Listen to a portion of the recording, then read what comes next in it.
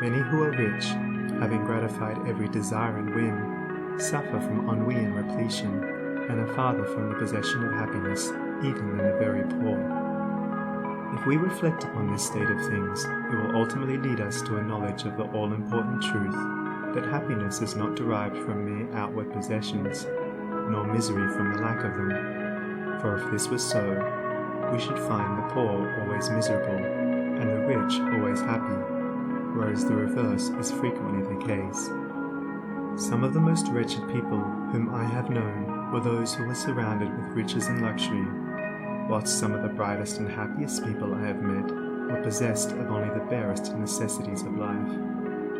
Many men who have accumulated riches have confessed that the selfish gratification which followed the acquisition of riches has robbed life of its sweetness, and that they were never so happy as when they were poor. What then is happiness, and how is it to be secured? Is it a figment, a delusion, and is suffering alone perennial? We shall find, after earnest observation and reflection, that all, except those who have entered the way of wisdom, believe that happiness is only to be obtained by the gratification of desire.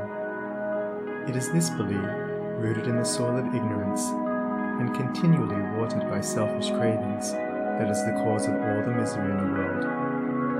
And I do not limit the word desire to the grosser animal cravings. It extends to the higher psychic realm, where far more powerful, subtle, and insidious cravings hold in bondage the intellectual and refined, depriving them of all that beauty, harmony, and purity of soul whose expression is happiness. Most people will admit that selfishness is the cause of all the unhappiness in the world. They fall under the soul-destroying delusion that it is somebody else's selfishness and not their own. When you are willing to admit that all your unhappiness is the result of your own selfishness, you will not be far from the gates of paradise. But so long as you are convinced that it is the selfishness of others that is robbing you of joy, so long will you remain a prisoner in your self-created purgatory. Happiness is that inward state of perfect satisfaction which is joy and peace, and from which all desire is eliminated.